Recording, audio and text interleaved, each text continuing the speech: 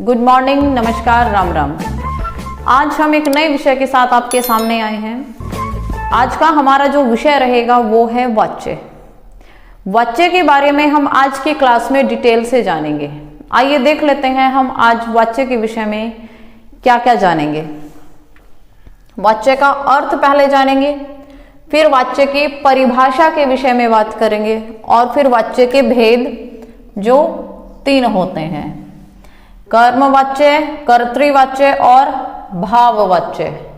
इन तीनों भेदों के बारे में हम विस्तार से आज की क्लास में बात करेंगे।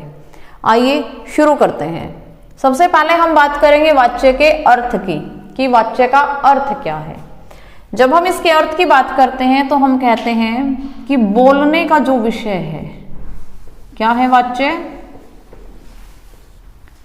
बोलने का विषय। वाच्य का अर्थ कि जिस टॉपिक पे हम बात कर रहे हैं, जो हमारा मेन टॉपिक है, जो मेन मुद्दा है, विषय है, जो उसे हम वाच्य कहते हैं। अब हम परिभाषा की बात करते हैं कि वाच्य की परिभाषा आखिर क्या है। क्रिया के जिस रूप से हमें यह बोध हो कि जो क्रिया है उसमें मुख्य कर्ता है या कर्म है या भाव है, उसे हम वाच्य कहते हैं। ठीक है। अब क्रिया वाच्य के भेदों की बात करते हैं कि वाच्य के भेद कितने हैं। जैसा कि हमने पहले ही जान लिया कि वाच्य के 3 भेद होते हैं, और ये 3 भेद हैं कर्तृवाच्य, कर्मवाच्य और भाववाच्य। इन तीनों भेदों के बारे में हम आज की क्लास में डिटेल से जानेंगे। बात करते हैं सबसे पहले भेद कर्तृवाच्य की। जो वाच्य का पहला भेद है कर्तृवाच्य। कर्तृ मतलब आपको नाम से ही आइडिया लग रहा होगा कि कर्ता वाच्य, जैसे एसएस में लिखा हो, कर्ता प्लस वाच्य 2 शब्दों से मिलकर के बना है। तो इसमें कर्तृ मतलब कर्ता, कर्ता मुख्य भूमिका में रहता है। ऐसे क्रिया शब्द जहां पर मुख्य कौन है?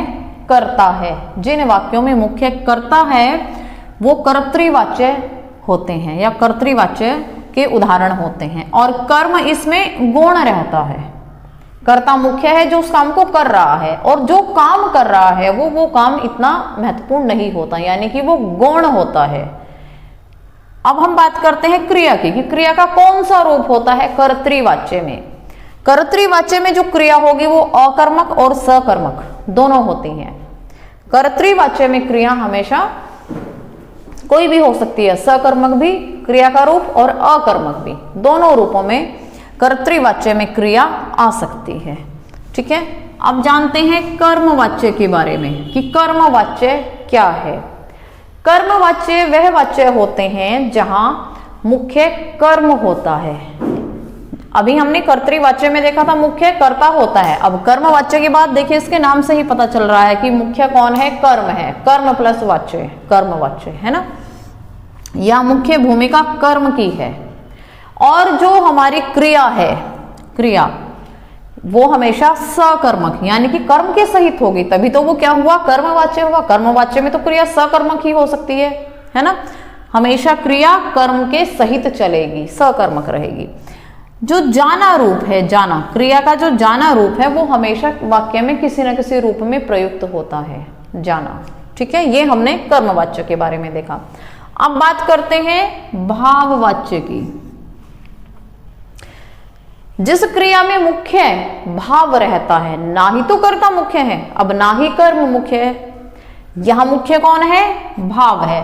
क्योंकि हमने देखा था कर्तृवाच्य में तो कर्ता मुख्य था, कर्मवाच्य में कर्म मुख्य था, और भाववाच्य में भाव मुख्य है। इनके नामों से ही पता चल जाएगा कि इसमें कौन इंपॉर्टेंट है, कौन से वाच्य में कौन इंपॉर्टेंट है। ठीक है। अब बात करते हैं इसकी क्रिया की, कि भाववाच्य में क्रिया कौन सी होगी। भाववाच्य में जो क्रिया होती है वो हमेशा अकर्मक होती है, वो हमेशा अकर्मक क्रिया चलेगी। कभी भी सकर्मक क्रिया भाववाच्य में नहीं आएगी, यही इसकी इंपॉर्टेंट चीज है।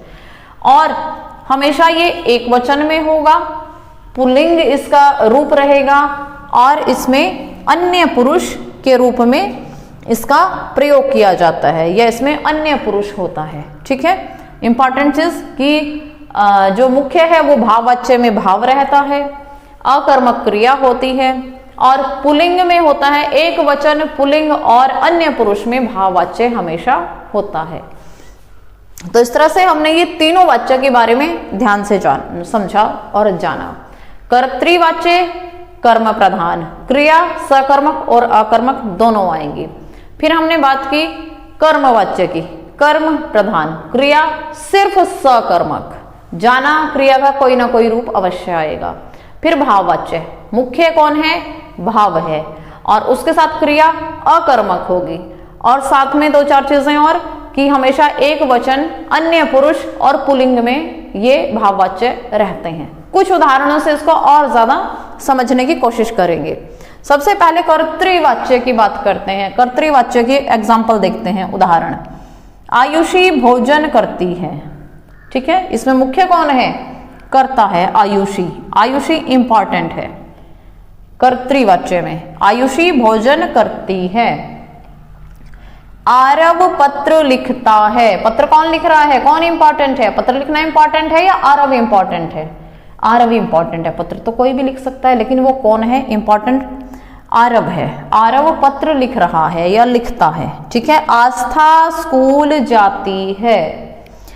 पुलिस हमारी सुरक्षा करती है। अब इस वाक्य में आस्था और इस वाक्य में पुलिस इंपॉर्टेंट है, यानी कि इन सभी वाक्यों में हमने देखा कि जो कर्ता है वो मुख्य भूमिका में है, कर्म इतना मुख्य नहीं है। कर्म की भूमिका हम लेते हैं कि ये गौण रहती है कर्तृवाच्य में। अब देखते हैं हम कर्मवाच्य, क्योंकि अभी बात की कि कर्मवाच्य में कर्म मुख्य भूमिका में रहेगा, अब कर्ता मुख्य भूमिका में नहीं है। देख लेते हैं कैसे।